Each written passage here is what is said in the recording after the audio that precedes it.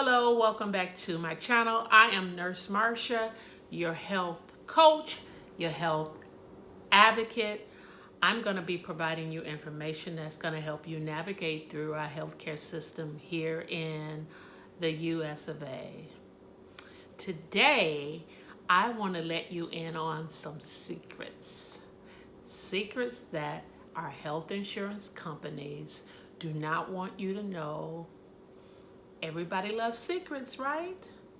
So before I let you in on those secrets, I would like for you to subscribe to my channel, leave some comments below, let me know how I'm doing, let me know some topics that you would like for me to talk about on this channel, and most importantly, don't keep Nurse Marsha to yourself. Share Nurse Marsha, because sharing is caring. But let's get back into those secrets, the secrets that the health insurance companies don't want you to know. I am so elated by this that I'm finally at a point that I can let you in on some secrets. And how does Nurse Marsha know some of these secrets? I was a case manager for a very large, well-known health insurance company for 6 years. So I have some insider information to share with you. And if I told you the name of the insurance company, everybody would know them. I don't know. They used to use colors in their names, and they still do. I don't know. They use colors like, I don't know, blue, green, I don't know. But anyway, let's get started. One of the biggest secrets that the insurance companies don't want us to know is that they're going to deny you. They're going to deny you because they are for profit. They're not really in it for us. They're in it to win it. They're in it because they are for-profit companies. And bottom line is, if they don't make no profit, they don't make no dollars, it don't make no sense. So, but I'm going to give you some tips on how you can get what you need from them in order to have better health outcomes, okay? Let's start with talking about some health insurance plans, some common insurance plans that I see. I see that people have something called a PPO, health plan, or HMO. So I'm going to start today with PPO just to give you a quick overview. PPO stands for Preferred Provider Organization. Preferred Provider Organization. That's a mouthful. If you have an insurance plan and you have the word PPO on the end, then you have a little bit more freedom. As a group of doctors that they have gone to, and they have this prearranged pricing. They went to these doctors, hospitals, doctors, specialists, and they're saying, hey, if you partner with us and if we send you our patients to take care of, we want to do some prearranged prices.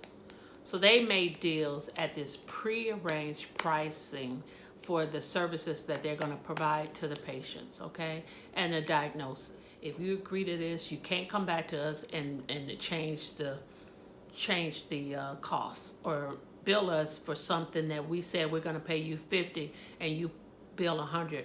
We're not doing that, okay? So that's what happens in network if you have a PPO. And it's usually a large amount of doctors or large networks that you can pick from. You also get to go to doctors that are out of the network, okay? Let's say Aunt Susie says, I have this wonderful doctor. You look it up, but that doctor does not do business, or typically that doctor does not do business or is not in network with your insurance company. You can still go to that doctor, but it's going to cost you. It's going to cost you a few more nickels and dimes. Typically, when we're in a PPO program, which is a preferred provider organization, you are going to spend more money.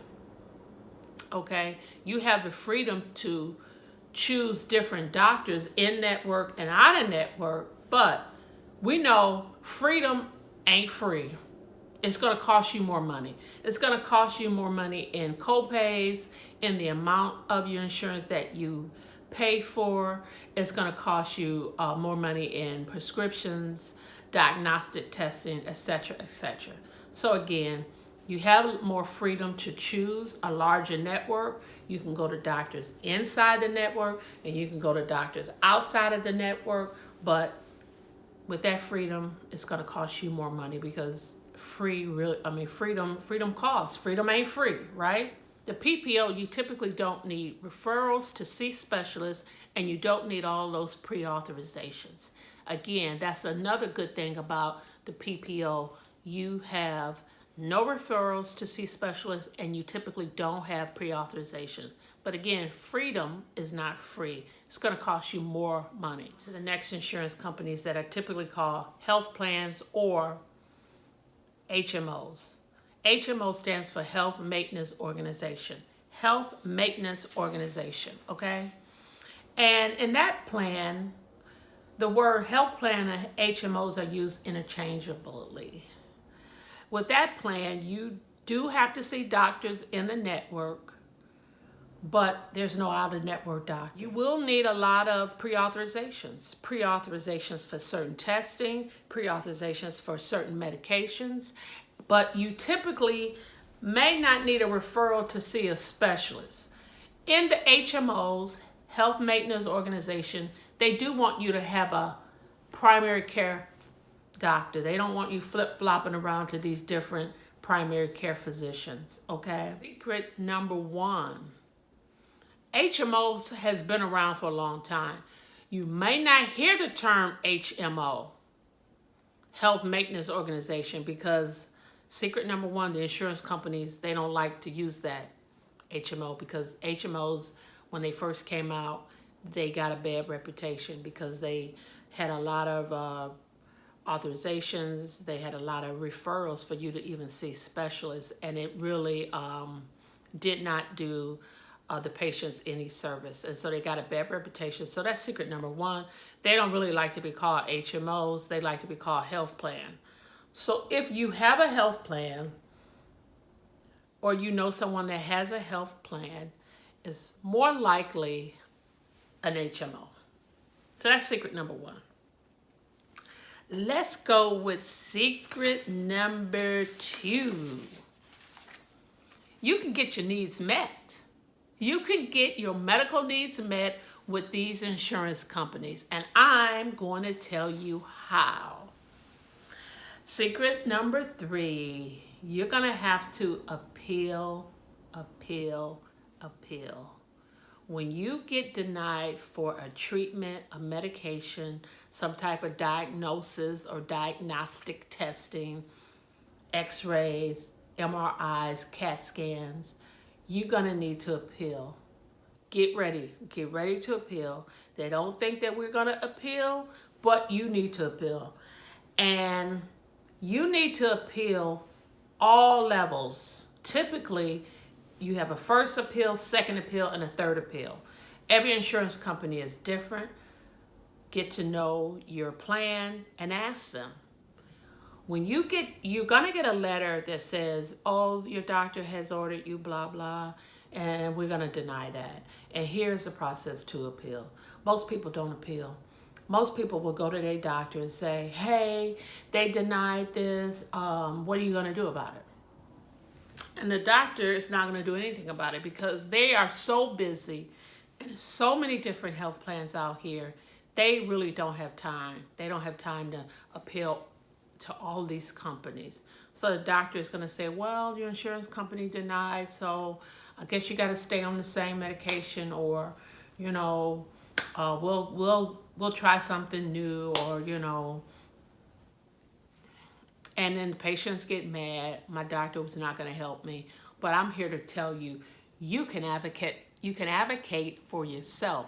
You can help yourself by doing the appeal yourself. And do you know what? A lot of insurance companies will take the appeal information over the phone. You have to call them, people.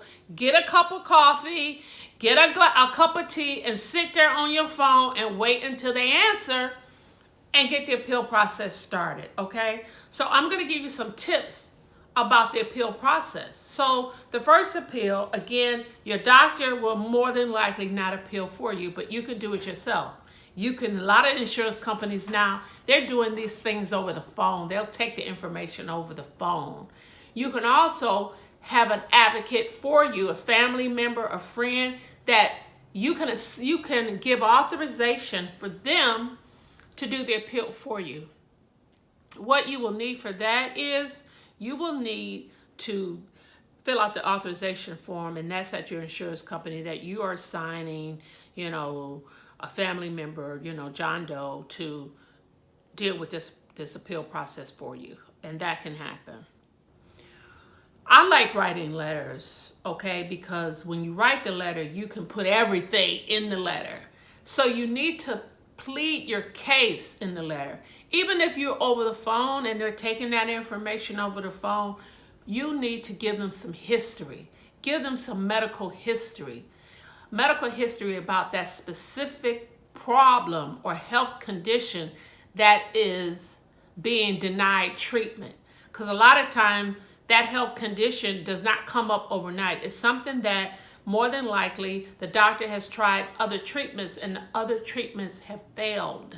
So you need to say in that letter or over the phone how long you had this condition, how many times you've seen a doctor for it, what you've tried in the past and it no longer works or it didn't work.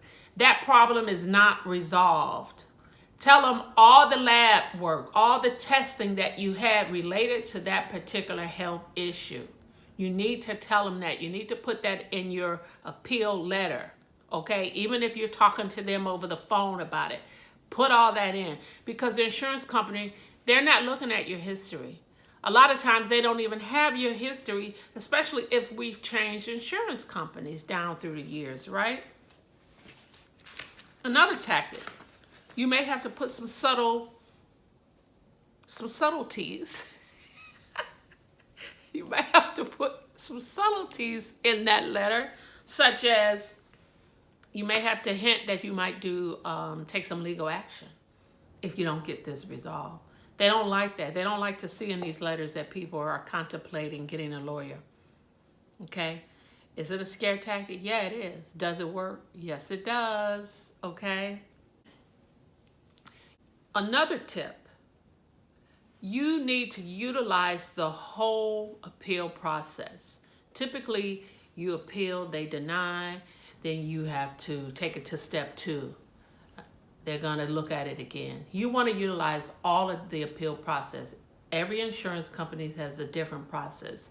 You need to know the process, and you need to see that process all the way through. If they deny at first appeal, second appeal, and third appeal, at some point that appeal may have to be reviewed outside of the insurance company. You need to take it there. Take it to the max, okay? And the reason why I say that, and that is secret number 4. Secret number 4, most often, the doctor that is reviewing our case at step 1 is a doctor that's typically working for the insurance company part-time. That's right, people. You're going to have a doctor looking at your case who works for the insurance company part-time. Typically, that doctor is a doctor of all walks of life, meaning all specialties. It could be a doctor that delivers babies, and they're looking at your case, and you may have a lung issue. They may review your chart by a doctor who is a psychiatrist, and your problem could be related to some type of cancer. So that's what happens at level 1. Any old doctor, usually is a part-time doctor, not even a full-time doctor, and more than likely they're going to deny it. So you need to utilize all steps of the appeal process. Because when you go to step 2, they're going to send your case to another doctor. Another doctor is going to review your case. Typically, that doctor is a full-time doctor with the insurance company that has more specialties related to your particular problem. That full-time doctor has more of a stake in the game. And they're going to take a serious look at reviewing your record to see if they should approve that particular treatment or whatever it is that medication or treatment that the doctor has ordered. So, secret number 5. The health insurance company is looking at what we call utilization. Utilization meaning usage. How often is this person using their health insurance for this problem, this same problem? Sometimes that can get it approved, okay, in the appeal process. They're going to look at how often are you going to the doctor for that same problem, for that same health complaint. So I would suggest that if you don't get it resolved and you're going to continue to have that same health issue, go to the doctor more often, because they're going to look at that and they're going to be able to see he or she is coming in there with the same complaint. And your doctor is charting, patient is back for the same complaint. This is the treatment plan that I want, and the insurance company keeps denying it. In the meantime, my patient is coming in here and their issue is not being resolved. That's usage. The insurance company is looking at that usage, okay? Also, another way to get them to see the usage is you might have to go to the emergency room. Listen, I had a problem and I went to the emergency room every Friday. Friday after 5 o'clock, your doctor's office is closed. My problem persisted because they denied the treatment that the doctor wanted for me. Nurse Marsha went to the emergency room every Friday night, 5 p.m. I was in the emergency room. I did that for 6 weeks. 6 weeks in the emergency room. My insurance company, they got a red light. They see red when we utilize that emergency room. They're going in those charts and they're looking at the reason. If it's the same reason, that tells them that they need to approve the treatment that your doctor is asking for. They go crazy when they see that we go to the emergency room all the time, especially for the same problem. It don't look good to them, okay? We all know that the ER is very expensive to the insurance company, and I'm telling you, they don't like it. And more often than not, you're going to get your treatment approved because you're running into the doctor's office all month and into the ER with the same problem. That is going to let them know you're utilizing a lot of your health plan. They don't like it, again, because if it don't make no dollars, it don't make no sense to them. But those are ways that we can get our needs met with our insurance companies. And we have a right to use our insurance plans, our health insurance plans, for our health problems that we're having. So I hope this helps. I hope this helps you in navigating through the healthcare system. I hope these secrets about how the health insurance works helps you in navigating and getting your needs met with these insurance companies. Again, I am Nurse Marsha. I am your health coach, your health advocate, and I am here to help you navigate through the healthcare system. Please subscribe, like, and don't keep Nurse Marsha to yourself. Share my channel, because sharing is caring. Until next time, bye.